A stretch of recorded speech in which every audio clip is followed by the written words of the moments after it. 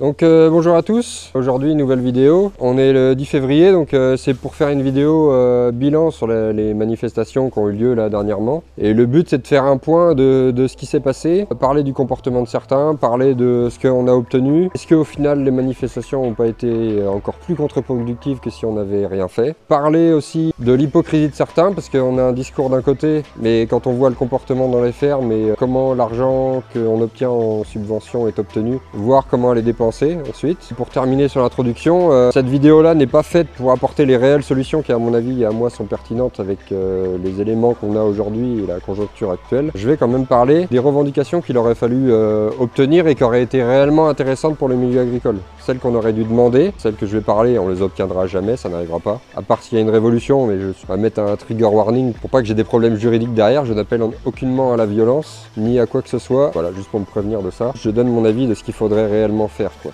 Donc c'est parti. Donc grosso modo on va faire le point sur la forme des manifestations, comment ça s'est passé. Ce qui pour moi a été contre-productif, c'était surtout les débordements et l'hypocrisie des mecs sur les débordements. Je m'explique. Par exemple pour citer un fait, un centre MSA qui a été brûlé ou crépi de lisier, je trouve ça hypocrite et surtout ça n'amène à rien. C'est pas ça qui va changer le système. Et surtout je trouve ça très hypocrite parce que à mon avis celui qui l'a crépi ou ceux qui l'ont fait brûler, c'est les premiers à avoir un papa qui a cotisé toute sa vie à la retraite et qui derrière tous les mois va toucher une cotisation MSA à la retraite. Donc si on veut plus de la MSA, d'accord, mais dans ce cas-là, il faut se sevrer du système complet et arrêter de toucher la retraite. Et pendant qu'on est actif, il aurait fallu capitaliser sur une retraite indépendante du système. Et je trouve ça un peu facile de derrière aller crépir une MSA ou même carrément la brûler. Alors que tous les mois, il y a quelqu'un de notre famille qui cotise à ce système-là. Donc je trouve ça un peu hypocrite. De la même manière que l'espèce de crétin qui allait avec sa sous-soleuse sur un parking du Leclerc, je suis prêt à parier que le gars qui a fait ça est soit lui le premier, soit sa copine ou sa femme, sa sœur ou sa mère sont les premières à aller faire leurs courses dans ce Leclerc-là. Tous ces débordements-là, je peux comprendre la colère, mais il faut canaliser cette colère dans quelque chose de productif plutôt que le faire et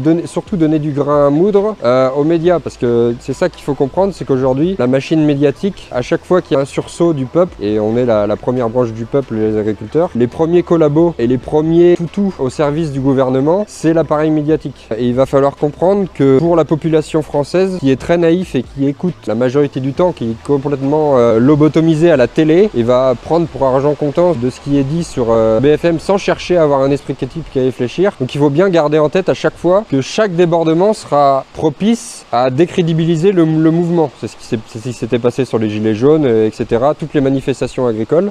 Et surtout que c'était une manifestation qui se voulait dit pacifique. Encore une fois, je répète, j'appelle pas à la violence, mais s'il aurait voulu faire des violences, il aurait mieux fallu se défouler sur les blindés et sur les, à mon sens, CRS qui, pour moi, ils mériteraient qu'on leur roule dessus avec nos tracteurs. Je n'appelle pas à faire ça du tout.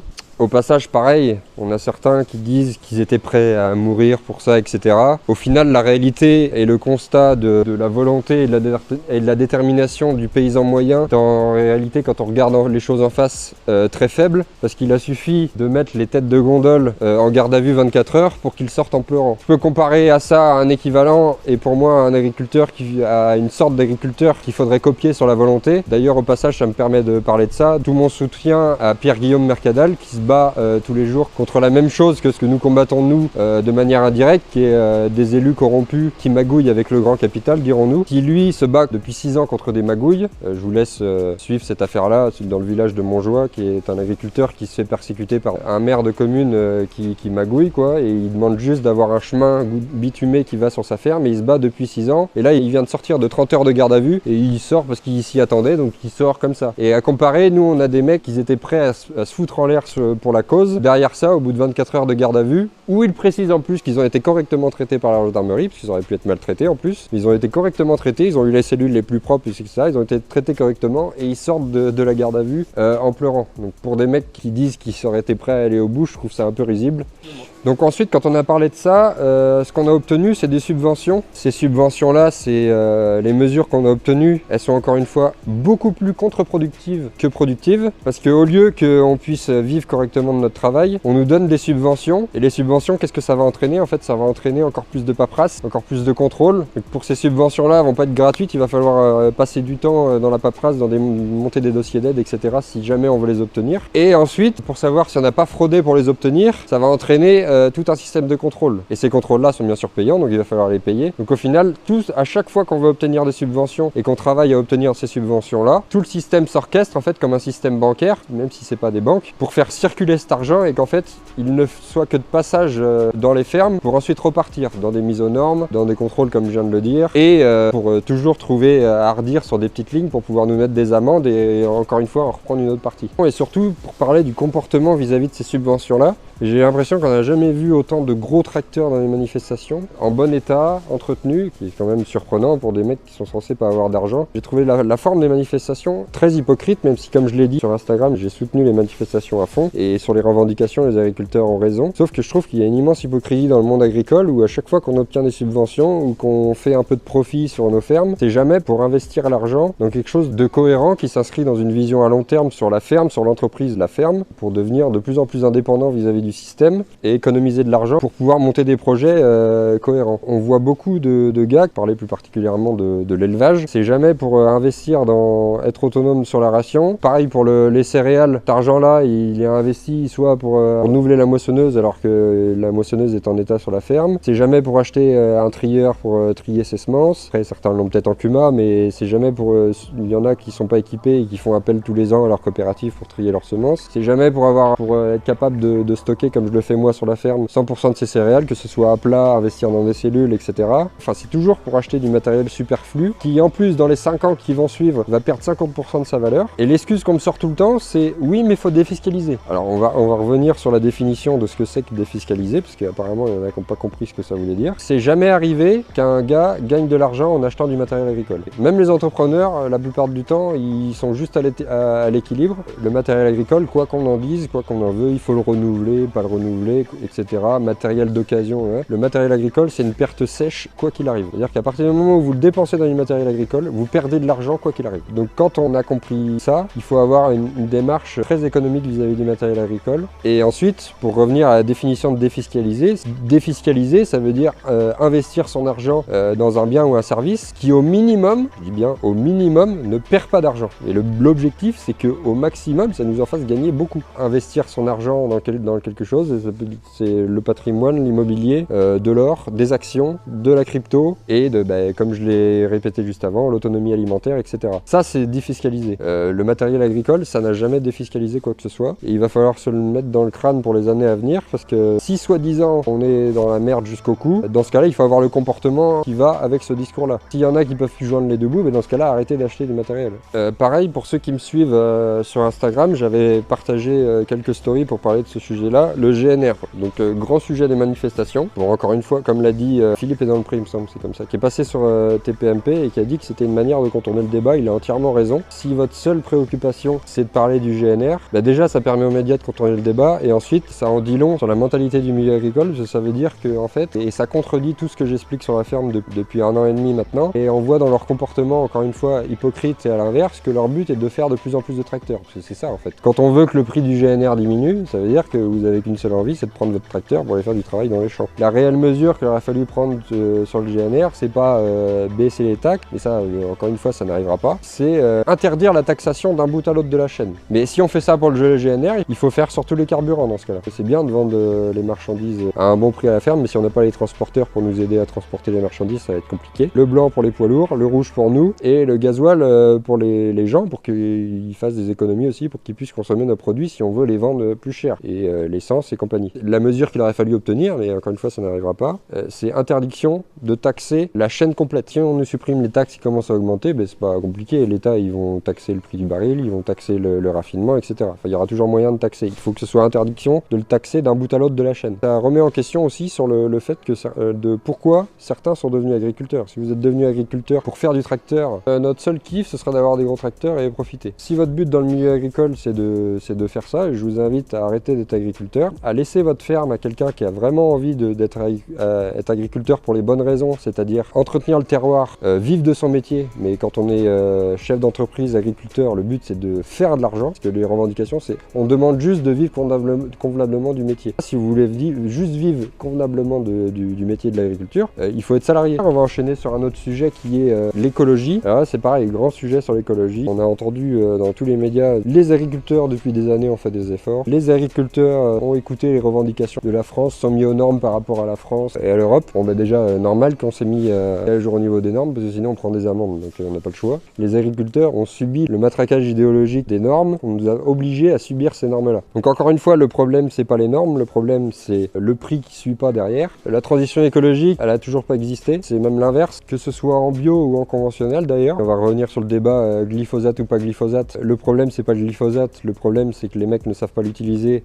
et c'est surtout le problème de par qui il est vendu, parce que c'est une seule entreprise qui a le monopole sur la molécule, qui a racheté le brevet alors que les États n'auraient jamais dû laisser faire ça. Une entreprise ne devrait pas avoir le droit de s'accaparer cette invention-là. Et encore une fois, le problème c'est pas le glyphosate, la dose utilisée, pour quel contexte c'est utilisé. Pendant ce temps-là, on utilise des produits qui sont 10 fois plus dangereux, c'est-à-dire les fongies, les insecticides. On revient aussi sur le débat sur les néonicotinoïdes, où aujourd'hui la solution alternative c'est entre 3 et 5 insecticides à la place. Je l'ai montré à maintes reprises sur la chaîne. Dans mon cas, depuis que je suis passé en spray direct sous couvert, j'ai diminué les désherbants par 2. J'ai même divisé en 2 ans ma dose de fongies par 2 aussi. Ça, c'est des réelles mesures écologiques. Et il y en a encore qui viennent me dire dans les commentaires ouais, mais en spray direct, vous sortez tout le temps le pulvé. Bah non, c'est l'inverse, je l'ai déjà montré. La seule manière d'en venir à zéro phyto à terme, c'est par le glyphosate, à mon avis. Si vous écoutez le baratin écologique de l'Europe qui vous dit le glyphosate c'est le diable, il faut s'en passer, mais qu'à côté, vous mettez tous vos efforts plutôt que de le mettre dans une réalité économique, dans une réalité pseudo-réalité physique de plus de désherbage mécanique, de désherbage chimique autre que le glypho. Et ensuite, par contre, il faut que sur les fermes, il y ait diminution des fongies et des insecticides, parce que c'est pour moi là le problème principal sur le problème des phytos. Le plan éco-phyto est une énorme arnaque. L'arnaque de l'éco-phyto, en fait, c'est d'expliquer qu'on va diminuer les volumes de 25%. On explique à tout le monde qu'on a diminué les volumes de 25%. Alors ça, c'est vrai, sauf qu'on a augmenté la concentration des molécules et le dosage sur les cultures. Tous ceux qui vous expliquent qu'ils font de l'agriculture raisonnée, qui traitent moins, il faut regarder réellement que vous traitez. C'est-à-dire qu'il faut regarder votre volume de traitement sur votre ferme par rapport à la concentration de matière active à l'hectare.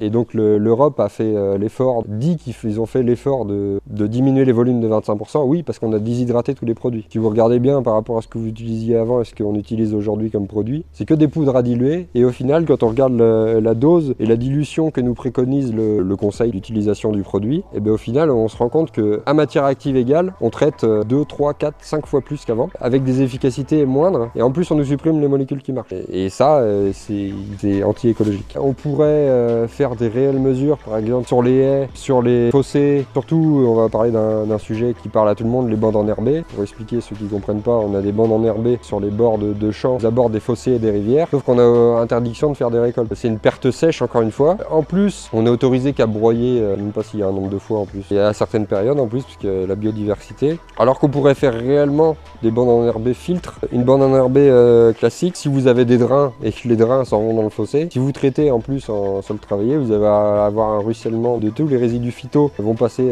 dans la terre. Et si vous avez un drain et que vous avez une simple bande enherbée, ça va pas s'enraciner suffisamment profond. Et en fait, les produits vont aller dans le drain. Donc en fait, d'une, on perd de la surface parce que la bande enherbée n'a pas un système racinaire suffisamment profond et opaque pour arrêter les résidus de produits par rapport au drain. Et en plus, vous perdez de la surface et vous n'avez pas le droit de récolter. Si on voulait faire une réelle mesure écologique pour juste pour parler des bandes enherbées, je vais pas. Si ça vous intéresse le sujet, on fera peut-être une autre vidéo plus tard si on veut faire une vidéo globale sur l'écologie. Mais il faudrait qu'on ait le droit de mettre du miscanthus par exemple sur les bandes enherbées, parce que ça c'est vraiment un réel piège efficace pour les nitrates. Et ce qui est intéressant pour les résidus, c'est le système racinaire. Donc c'est illogique au possible qu'on n'ait pas le droit de mettre du miscanthus, de récolter ce qui se passe à la surface, ce qui pousse à la surface par exemple. Une autre mesure qui aurait dû être demandée et qu'on n'a pas vue, j'ai parlé des taxes tout à l'heure. Pourquoi j'ai entendu parler personne sur le sujet des taxes, et surtout sur la taxe du chiffre d'affaires déjà, si je dis pas de bêtises, est à 25%. Pourquoi pas un mot sur cette taxe là alors que c'est du racket complet? On a déjà des charges énormes, avec des normes et compagnie. On fait du chiffre d'affaires. Déjà, on ne s'est pas prélevé de salaire. Sur le chiffre d'affaires, on ne s'est pas prélevé notre marge pour l'entreprise, encore moins prélevé de salaire. Et déjà, sur le chiffre d'affaires, on est taxé à 25%. Pourquoi il n'y a aucun agriculteur qui en parle? Pourquoi sur ce sujet-là, pourquoi les chefs d'entreprise ne nous ont pas rejoints sur ce sujet-là? Et ensuite, une fois qu'on est taxé à 25% sur le chiffre d'affaires, on est taxé à 40-45% sur le MSA. On a entendu parler quelques agriculteurs sur ce sujet-là. Pourquoi ça n'a pas été un sujet majeur? Il me semble que c'est 40 ou 45% du bénéfice d'entreprise. c'est même pas sur le salaire, c'est l'entreprise. Pourquoi c'était pas les deux revendications majeures? Pourquoi c'était encore une fois le GNR et oui les agriculteurs on est des gentils parce qu'on fait de l'écologie alors on en fait zéro. Je vais conclure cette vidéo là-dessus pour vous faire réfléchir. La vidéo sur les solutions qui nous restent à mon avis va venir après celle-là. Je vous demande si certains disent ah oui mais telle solution t'en as pas parlé et tout. Mais les solutions elles vont venir dans une autre vidéo la semaine prochaine de celle-là. Donc j'espère que tout ce que j'aurais dit là, ça va peut-être faire plein d'idées en même temps et que ça va peut-être être un peu confus, mais ça aura vraiment permis de faire réfléchir sur plein de sujets, sur la forme des manifestations, etc. J'espère que cette vidéo là va vous faire réfléchir, qu'elle vous aura plu, enfin qu'elle vous aura plu non. J'aurais aimé ne jamais faire cette vidéo là, mais malheureusement on est obligé d'en parler pour avancer parce qu'il est bien beau de se plaindre, mais malheureusement on n'aura rien ou que des miettes et il va falloir prendre les seules décisions qu'il nous reste pour s'en sortir. Mais par contre si vous avez trouvé ça pertinent et que ça vous aura intéressé, que vous aurez appris des choses, n'hésitez pas à liker, partager, commenter et surtout à vous abonner. À la prochaine tout le monde, salut.